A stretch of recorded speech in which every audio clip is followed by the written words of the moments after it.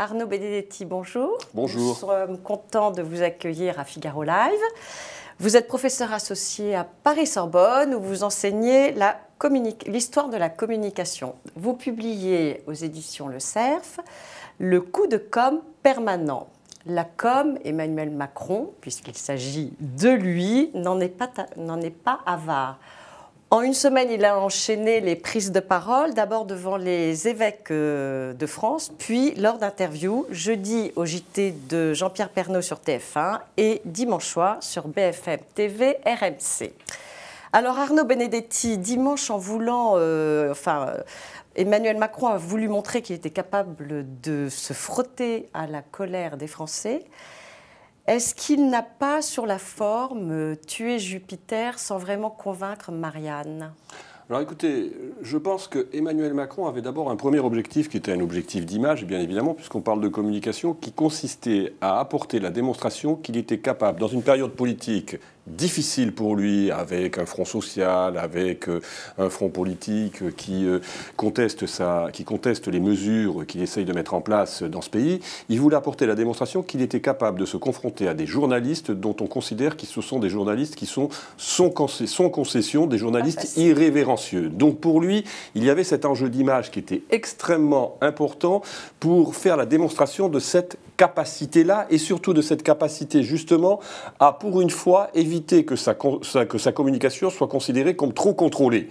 Et donc, il s'est frotté à cet exercice et je crois que sur un plan technique, sur un plan formel, il a plutôt réussi l'exercice, mais en effet, la vraie difficulté, c'est que si peut-être qu'il a convaincu un certain nombre d'observateurs, un certain nombre de commentateurs, le problème, est-ce que sa parole a pu atteindre l'opinion publique, c'est-à-dire en fait les Français auxquels il souhaitait s'adresser? Ça, c'est une autre paire de manches, parce que vraisemblablement, il y a une grande cohérence.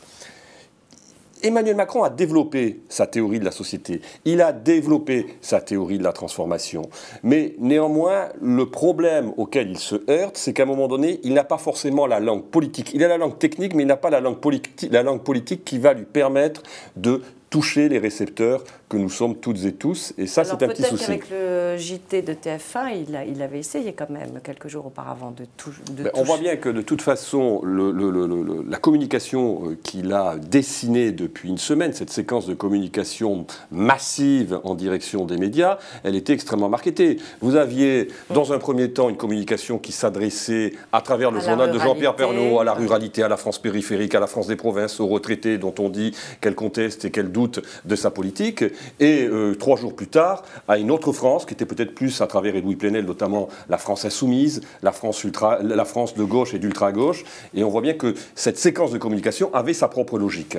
Est-ce que, comme ces mesures quand même se font sur le long terme, il le répète assez souvent, est-ce qu'il avait raison de faire ça pour les 1 an, enfin le 1 an de son élection? Est-ce que c'était pas trop tôt? Alors, l'a-t-il fait pour le 1 an? Ça reste encore à démontrer. Je crois qu'il l'a fait parce qu'il rentre dans un contexte politique qui est un contexte politique un peu difficile. Et ce qu'on constate dans la communication d'Emmanuel Macron depuis 1 an, quand on la regarde de manière un peu entomologique, c'est que dès qu'il est en difficulté par rapport à l'opinion, Emmanuel Macron, qui avait théorisé cette idée de la distance, reprenant la vieille idée de Pilan, de la rareté de la parole présidentielle, revient en règle générale vers les médias. C'est ce qu'il avait fait, souvenez-vous, à la fin de l'été 2017, quand un certain nombre de crises, mini-crises, avec le général de Villiers, avec la hausse de l'appel, il était revenu vers les médias traditionnels. Et là, il revient aussi vers les médias traditionnels. Alors, il y revient parce qu'il y a une conjoncture un peu difficile, mais il y revient aussi parce que il y a un certain nombre de réformes multiples et variées, à la fois institutionnelles, à la fois économiques, à la fois politiques, qu'il faut remettre en perspective dans un bilan d'ensemble, et c'est l'exercice auquel il s'est astreint. Alors, vous avez été collaborateur à l'Assemblée nationale et au Parlement européen, donc vous connaissez bien la com politique. On se souvient tous de Valéry Giscard d'Estaing adressant ses vœux aux Français au coin du feu, puis de Nicolas Sarkozy en Camargue, monté sur un cheval avec le parterre des journalistes. Donc la com politique n'est pas nouvelle. En quoi celle d'Emmanuel Macron diffère ? Alors, celle d'Emmanuel Macron diffère vraisemblablement d'abord par le contexte. C'est-à-dire qu'Emmanuel Macron, il succède à deux présidents de la République dont il considère vraisemblablement qu'ils n'ont pas réussi à maîtriser leur communication politique. Et Emmanuel Macron, c'est quelqu'un qui est profondément marqué par ses échecs de contrôle et de maîtrise de la communication politique. Et là où vraisemblablement Emmanuel Macron diffère de ses prédécesseurs, c'est que c'est celui qui pense de la manière la plus stratégique l'outil de communication dans le processus de légitimation de sa politique. En d'autres termes, qu'est-ce que ça veut dire? Ça veut dire que Emmanuel Macron, il a une communication qui est finalement très proche de celle des entreprises, de celle des firmes, et il importe ce modèle de la communication corporate dans le modèle politique, avec une communication très contrôlée, une communication très verticale, et une communication qui va utiliser de manière très réfléchie l'ensemble des outils de communication qu'il a à sa disposition. C'est les réseaux sociaux un jour, c'est les médias traditionnels un autre, c'est la posture de surplomb et de verticalité un jour, c'est la posture de proximité un autre jour. Ce que ne faisaient pas Nicolas Sarkozy et François Hollande. Il est indéniablement beaucoup plus que François Hollande et que Nicolas Sarkozy dans le contrôle de son comportement.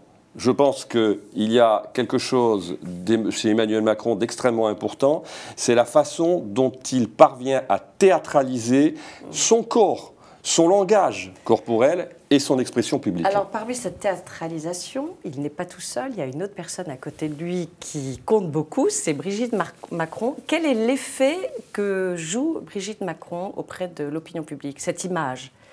Alors, si vous voulez, Emmanuel Macron déjà est parvenu à la lumière médiatique à travers la scénarisation de sa vie privée. Souvenez-vous, il y a 2 ans et demi, Emmanuel Macron, il était connu des personnalités qui composent le Ouzou.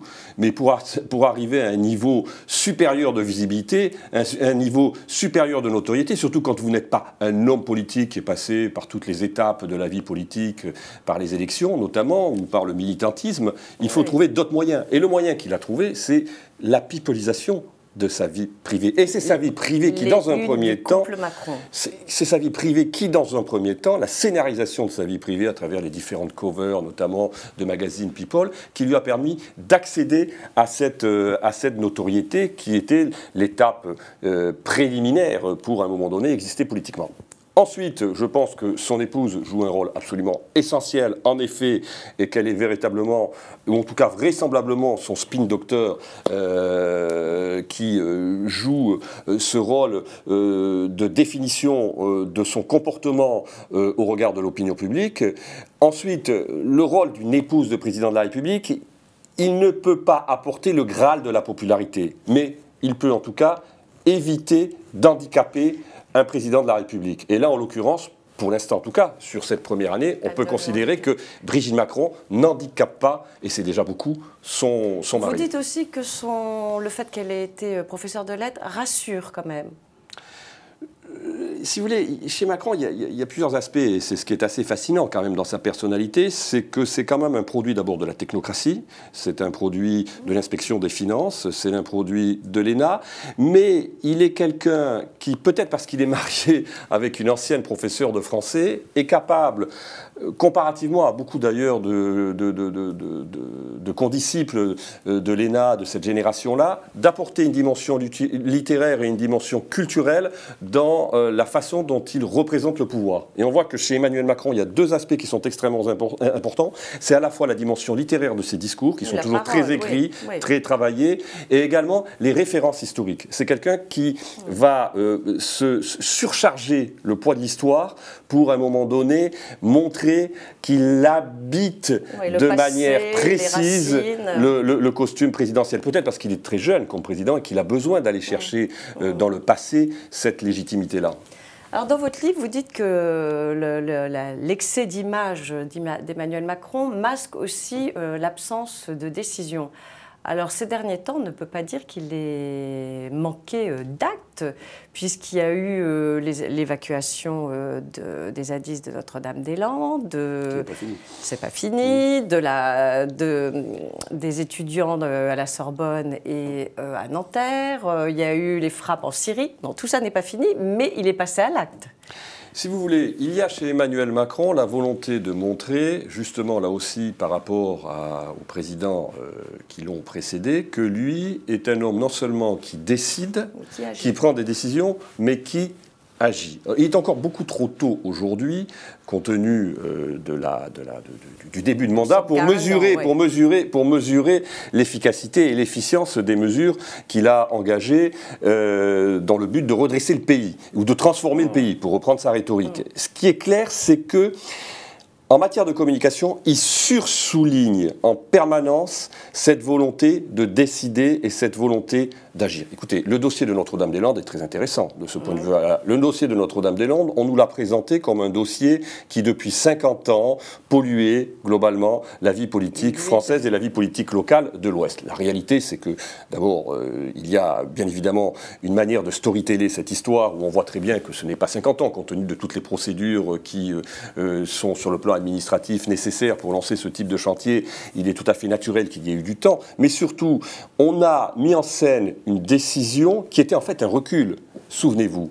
La position quand même d'Emmanuel Macron durant la campagne, c'était de dire il y a un référendum et nous allons bien évidemment suivre le résultat de ce référendum. C'est-à-dire qu'on va... Alors après, on a dit que le périmètre n'était pas bien adapté. En fait, on a surcommuniquer sur cette décision, qui est en fait, quand même, d'une certaine manière, un recul de l'État. Et on voit bien aujourd'hui qu'il y a une autre difficulté. On a dit, on va stopper le projet d'aéroport, mais on va quand même évacuer très rapidement et démanteler la ZAD. On est encore quand même dans une période où on voit que la ZAD n'est pas totalement démantée. Alors ça sera peut-être fait demain, ça sera peut-être fait dans 2, dans 3 jours, mais en tout cas, il y a beaucoup plus de temps. Donc il y a toujours chez Emmanuel Macron cette volonté de sursouligner la prise de décision et le fait qu'il signe les textes de loi, ou en tout cas un certain nombre de textes de loi avec ses ministres à l'américaine, montre bien cette volonté de scénariser, la volonté de décider et d'agir. Un peu comme Donald Trump aussi, d'ailleurs. Voilà, exactement. Voilà. Alors, on sait qu'Emmanuel Macron est l'homme du en même temps de droite et de gauche. Il veut concilier aussi l'image du président des riches, mais il ne veut pas oublier la périphérie. De quel côté va retomber Emmanuel Macron ?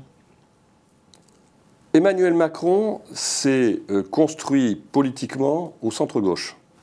C'est l'étiage électoral qui lui a permis notamment d'être en tête au premier tour de l'élection présidentielle il y a maintenant 1 an. La vérité, c'est qu'Emmanuel Macron est quelqu'un qui, depuis qu'il est à l'Élysée, incarne plutôt une sensibilité politique qui, pour reprendre la vieille classification de René Raymond, vous savez, orléaniste, légitimiste, bonapartiste, tend plutôt à être du côté des orléanistes, voire parfois même des bonapartistes dans son expression politique. Donc la difficulté, si vous voulez, d'Emmanuel Macron, c'est qu'il est confronté à cette espèce de contradiction d'avoir été élu avec une base électorale, un fondement électoral qui est plutôt de centre-gauche, voire parfois même de gauche, et qu'aujourd'hui, il décline une politique qui, au moins sur le plan des symboles, je veux dire, est plutôt une politique conservatrice ou libérale.